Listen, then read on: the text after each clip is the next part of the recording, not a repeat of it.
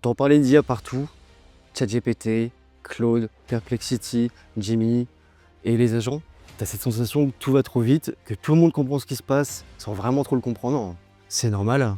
En 6 mois, il s'est passé plus de choses qu'en une dizaine d'années dans ce milieu. En vérité, même les gens qui suivent le sujet sont un petit peu largués aujourd'hui. Cette vidéo, elle est faite pour toi que tu aies 25 ou 70 ans. En 10 minutes, je te montre tout ce qui existe, concrètement ce que ça peut faire et comment l'utiliser. Et à la fin, je t'expliquerai pourquoi, malgré tout ça, c'est pas l'IA qui aujourd'hui va faire la différence. Avant d'entrer dans le vif du sujet, une chose simple, parce que le mot intelligence artificielle peut faire un petit peu peur, alors qu'en vérité, c'est beaucoup plus simple que ça. Une IA, c'est un programme informatique qu'on a entraîné à lire et à comprendre des textes. Des milliards de pages, des milliers de livres, des milliers de sites internet, des conversations pendant des mois, sur des milliers d'ordinateurs ultra puissants. Et à force de lire, il a appris à répondre. Pas parce qu'il comprend comme toi et moi, mais parce qu'il a vu tellement d'exemples que pour la plupart des situations, il sait quoi dire, quoi faire. C'est un peu comme quelqu'un qui aurait lu tous les livres de cuisine, sans jamais avoir goûté du chocolat, et ben il pourrait te proposer des milliers de recettes avec du chocolat. Voilà. Grossièrement, c'est ça une IA comme on l'entend aujourd'hui. Maintenant, qui sont les acteurs? Parce que ChatGPT, c'est pas l'IA. C'est une IA et je vais vous le montrer, il y en a plusieurs. Et la vérité, c'est qu'elles ne sont pas toutes pareilles. Premièrement, on a les IA qui réfléchissent. On a d'abord les grands modèles, comme je le disais, celles qui réfléchissent, celles à qui tu poses des questions, celles qui rédigent, celles qui analysent et celles qui raisonnent. Pour commencer, je vais vous parler de la plus connue, ChatGPT, faite par OpenAI, une boîte américaine. Le plus connu, le premier sorti, très bon pour écrire, discuter, répondre. Gratuit en version de base, c'est un peu la porte d'entrée vers les IA. Ensuite, on a Claude, fait par Anthropic, qui prend de plus en plus de popularité, notamment en ce moment, je reviendrai là-dessus. Personnellement, c'est mon préféré pour le travail. Tu lui donnes un document de 50 pages, il le lit, il te le résume et il répond à toutes tes questions dessus. La différence que je fais entre Claude et ChatGPT, c'est que pour moi, Claude, il comprend mieux les nuances et il hallucine beaucoup moins. Quand j'utilise le terme halluciner, c'est pour moi le fait qu'une IA comme ChatGPT va souvent inventer des choses qui n'existent pas. Ça peut arriver si elle ne connaît pas de réponse à la question que tu poses, qu'elle invente une réponse comme si c'était une vraie source. Ça arrive à toutes les IA et c'est aujourd'hui leur vrai défaut. Donc si demain vous utilisez des IA pour des documents importants ou des choses importantes, vérifiez comme les sources sur notre vieil ami Google. Autre IA qui a un petit peu le vent en poupe en ce moment, c'est Gemini, qui est fait par Google. Ce qui va être intéressant, c'est que du coup, Gemini va être connecté à tous tes outils Google si tu utilises ces outils-là. Et donc, ça permet d'avoir un écosystème assez agréable et fluide géré par une IA. C'est pas du tout le plus connu, mais je suis obligé de vous parler de Mistral, qui est une IA française, open source. Ça veut dire que le code, il est libre et gratuit, et que n'importe qui peut l'utiliser et le modifier. L'intérêt de cette IA, c'est qu'elle comprend vraiment bien le français. La vérité, ils se valent tous sur toutes les tâches basiques. La différence, elle va jouer sur des cas précis. Retenez pas tout, retenez juste que ChatGPT, c'est pas le seul ni le meilleur. Avant de passer aux différents usages, je vais vous montrer un truc que beaucoup de gens ne voient pas encore en France. Ça s'appelle la SGE, la Search Generative Experience. Un peu comme sur Bing, aujourd'hui dans les autres pays hors France, Google a intégré une IA directement dans ses résultats de recherche. Vous voyez par exemple là, au lieu d'une liste de liens où vous devez ouvrir 6 onglets, l'IA elle vous répond directement, elle synthétise en 3 secondes. C'est pas encore disponible en France sans VPN, mais ça pourrait potentiellement arriver dans les prochaines années. Maintenant, on rentre dans le vif du sujet parce que les IA qui réfléchissent, c'est bien, mais ce qui a vraiment changé le jeu là en 2026, c'est ce qu'on peut faire avec elle. Je pense notamment pour le code, le développement web avec Claude, Cursor, Lovable, Bolt. Tu peux aujourd'hui décrire une appli en français, un SaaS, un site, l'IA la code, tu la testes, tu peux la modifier sans toucher une ligne de code toi-même. Voilà pour l'exemple une page fonctionnelle avec du design en 45 secondes. Il y a 3 ans, ça coûtait 3000 € et plusieurs semaines. Bon, attention quand même, ça suffit si vous souhaitez avoir une simple vitrine. Pour des enjeux de référencement, si vous êtes débutant dans le domaine, ça suffira évidemment pas. Ensuite, on a les agents IA, c'est peut-être ce que les gens comprennent le moins. C'est la vraie révolution dont le grand public ne parle pas assez. Avant, tu posais une question à une IA, elle te répondait. Maintenant, tu lui donnes une mission, elle l'exécute.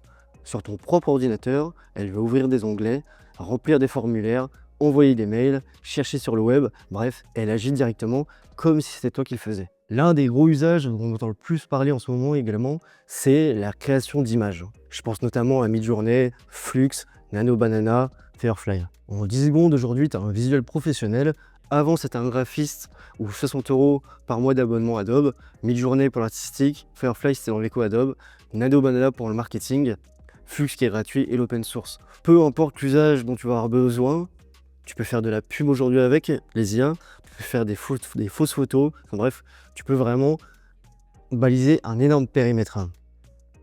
Nos miniatures par exemple, dernièrement, vous pensez qu'elles sont faites comment? Ensuite, pour ceux qui l'ont loupé, on a également de plus en plus de vidéos qui vont être faites à 100% avec de l'IA. C'est encore jeune, ça manque peut-être encore un petit peu de maturité. Enfin, on a VO3 de Google qui génère maintenant des vidéos avec du son synchronisé à partir d'un texte. Enfin bref, à mon sens, dans 6 mois, la publicité low cost vidéo n'existera plus. Pour ceux qui sont sur TikTok, etc., vous avez dû notamment voir beaucoup de vidéos humoristiques, de parodies, etc., où on sait que c'est fait avec de l'IA.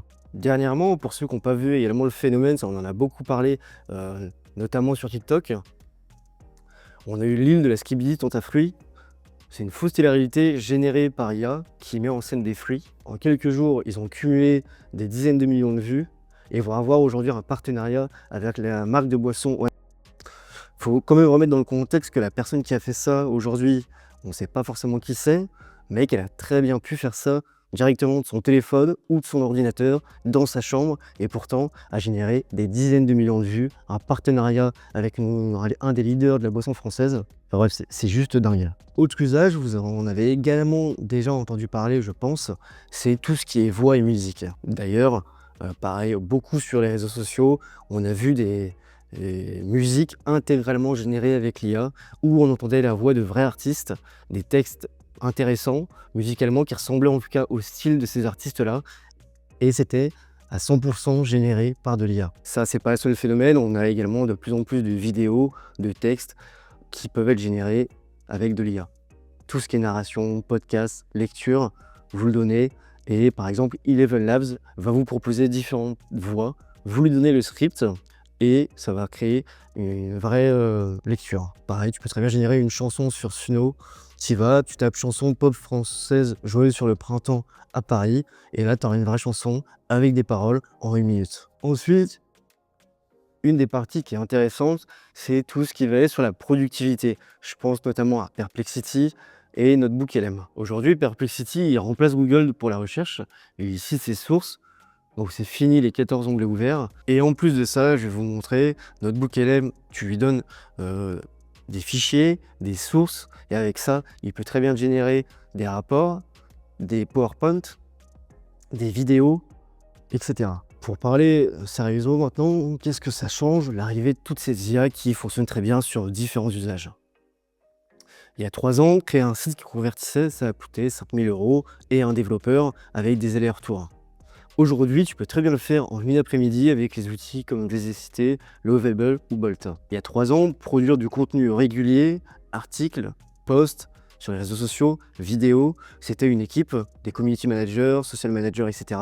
Aujourd'hui, tu peux le faire avec quelques outils. Pareil, il y a 3 ans, lancer un SaaS, un logiciel, c'était des mois de dev, beaucoup de coûts sans jamais vraiment savoir si ça allait marcher.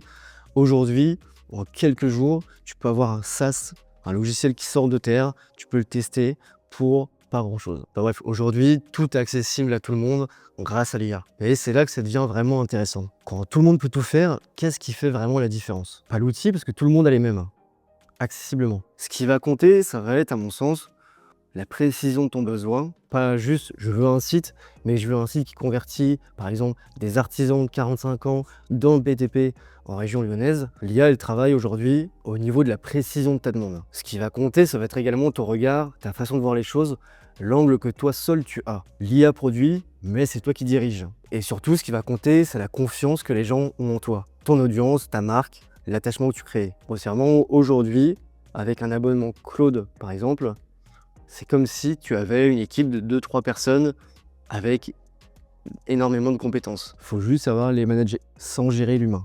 Dans un monde où n'importe qui peut générer n'importe quoi en 30 secondes, ce qui devient rare et précieux, ça va être le lien humain. La voix reconnaissable, la personne derrière l'outil. Il faut se le dire, aujourd'hui l'IA nivelle tes capacités. Ce qui te différencie, c'est bien toi. Aujourd'hui, pour tous ceux qui utilisent dans le monde professionnel l'IA, la question à se poser, c'est pas est-ce que tu utilises l'IA, tu dois utiliser l'IA, tu dois t'en servir, mais c'est qu'est-ce que tu vas dire que personne ne peut le dire à ta place? Qu'est-ce que tu as eu comme idée que personne n'a encore eu? Si cette vidéo t'a appris un truc, partage-la à quelqu'un qui en a besoin. N'oublie pas, pour nous soutenir, de laisser un like, un commentaire, ça nous aide pour le référencement. Moi, je vous souhaite une bonne journée et je vous dis à très vite.